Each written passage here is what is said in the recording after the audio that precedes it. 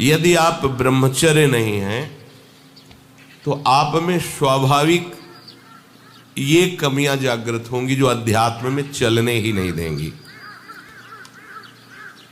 ब्रह्मचर्यहीन के लक्षण, जिन्होंने ब्रह्मचर्य का नाश किया है, अपने आप जांच लेना।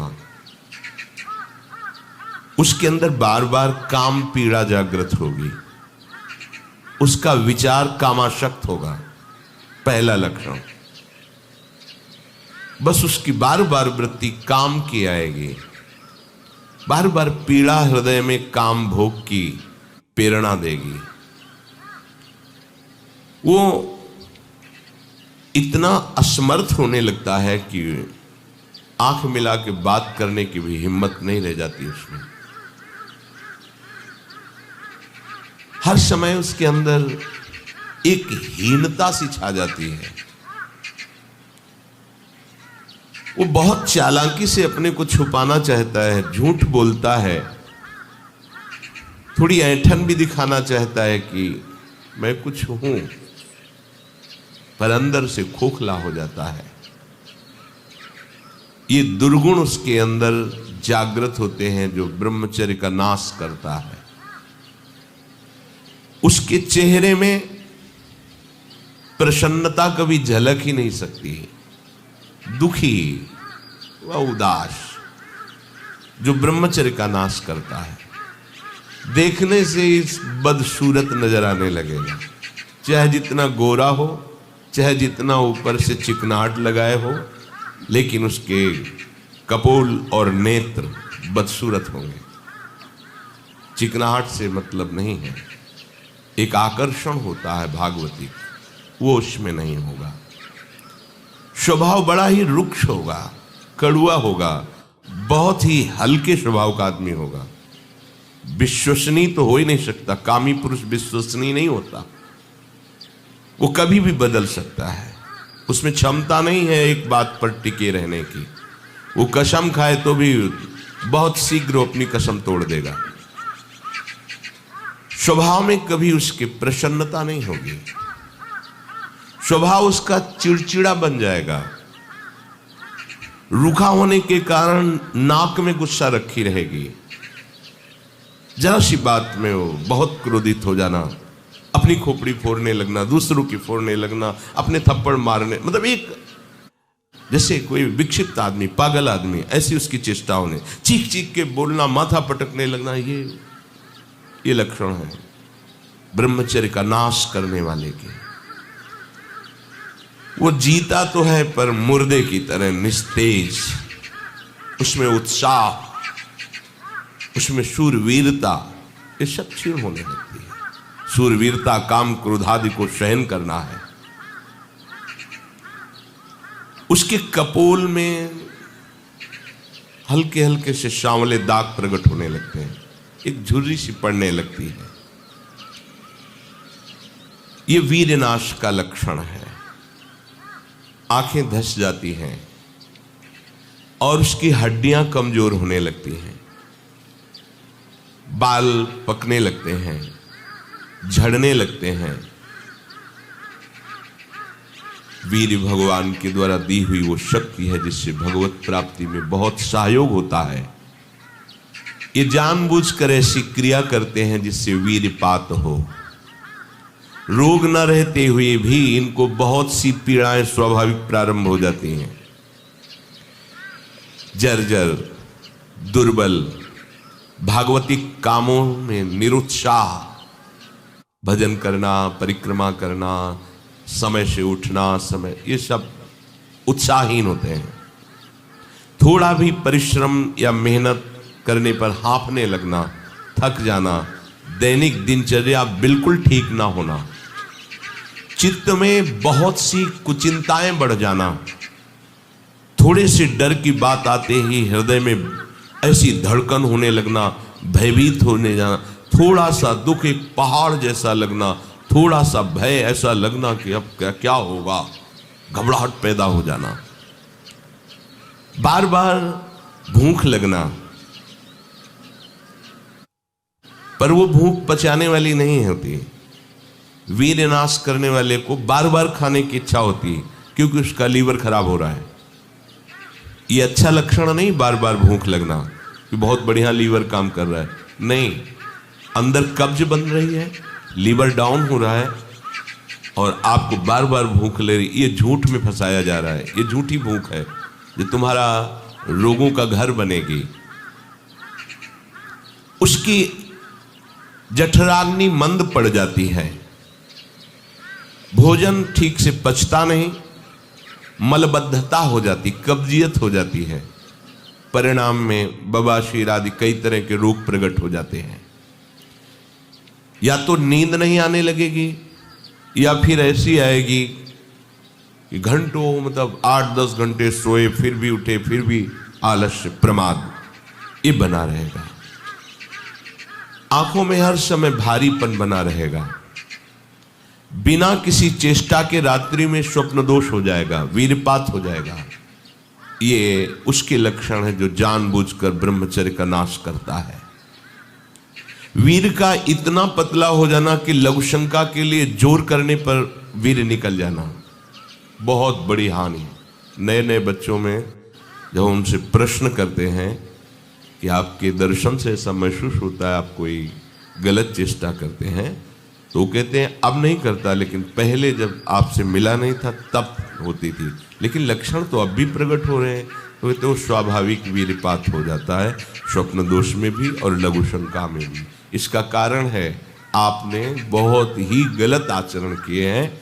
ये जो हस्त मैथुन आदि क्रियाएं हैं, इनके द्वारा पूरा का पूरा आपका जीवन नष्ट हो जाता है। इसे खिलवाड़ मत समझो। चाहे गृहस्थी में भी जाना हो तो खिलवाड़ मत करो। आप गृहस्थी लायक नहीं रह जाएंगे। आप जो गृहस्थ धर्म में संतानोत्पत्ति क्रिया है, आप उसके लायक नहीं रह जाएंगे, आप में योग्यता नहीं रह जाएगी। इसलिए सावधान। परमार्थ में चलना है तो अत्यंत आवश्यकता ही है ब्रह्मचर्य की, पर गृहस्थ में चलने के लिए भी ब्रह्मचर्य की आवश्यकता है। जहां वो पेशाब करने के लिए जोर लगाते हैं तो वीर स्खलित होने लगता है थोड़ी थोड़ी मात्रा में। ये हस्त मैथुन करने वालों का प्रधान चिन्ह है। इसका परिणाम यहां तक हो सकता है कि पुरुषत्व का नाश होकर नपुंसकता आ सकती है।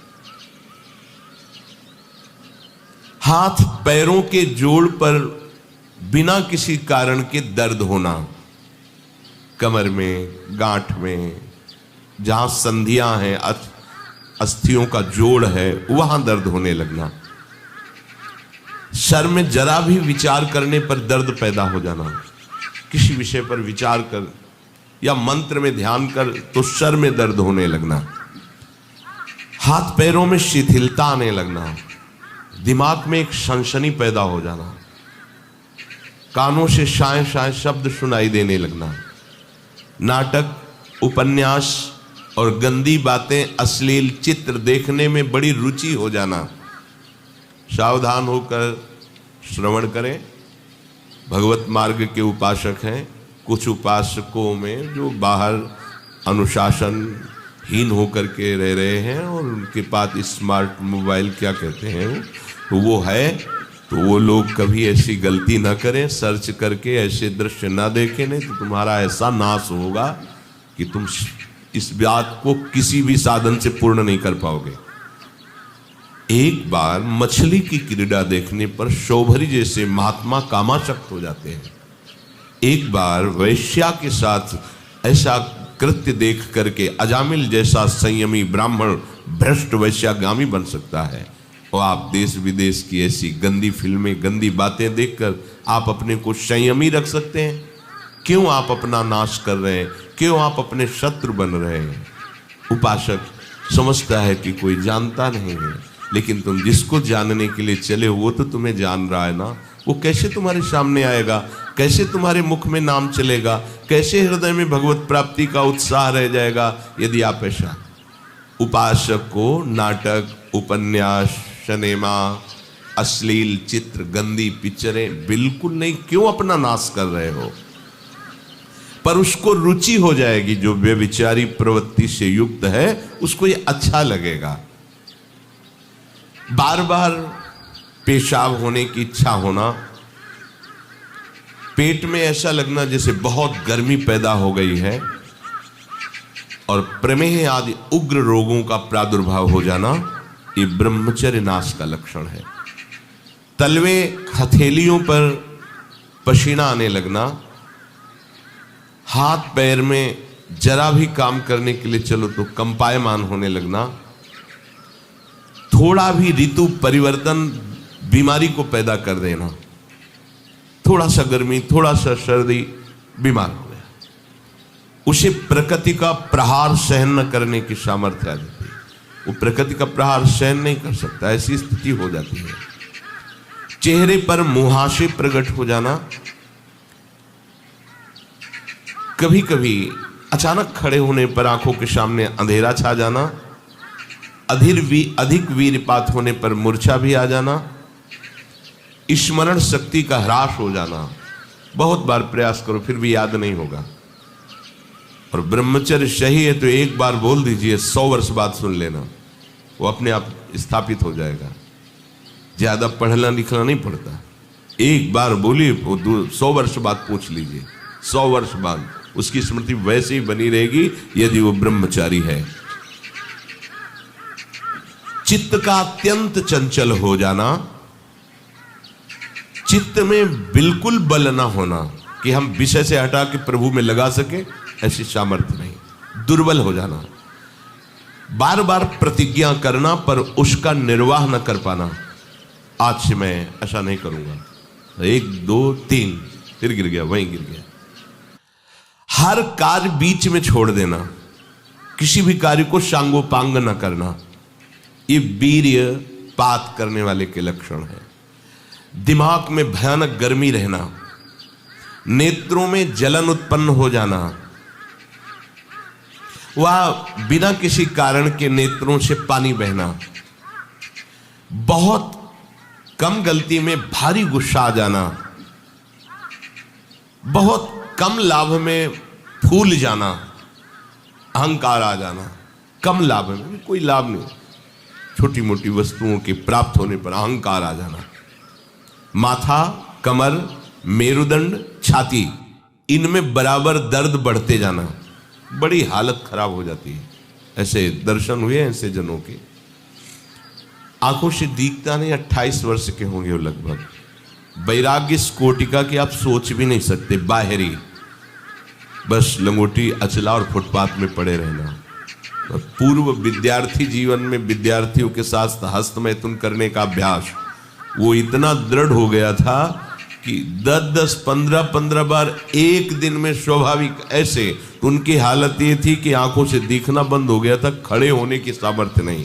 तो हितधाम में एकांत में मिलके कहा था कि आपका जो ब्रह्मचर्य का प्रवचन सुना हमें, तो ऐसा लगा कि शायद आप उपाय बता सकते हो। तो हम कहा हमारे पास कोई, हम आयुर्वेदाचार्य है नहीं, और दूसरी बात है कि ये चीज़ आपके हाथ में है, अगर आप नहीं रोकते हैं तो आपको ऐसी दशा में पहुंचा देगा एक क्रिया कि आप किसी काबिल नहीं रह जाएंगे।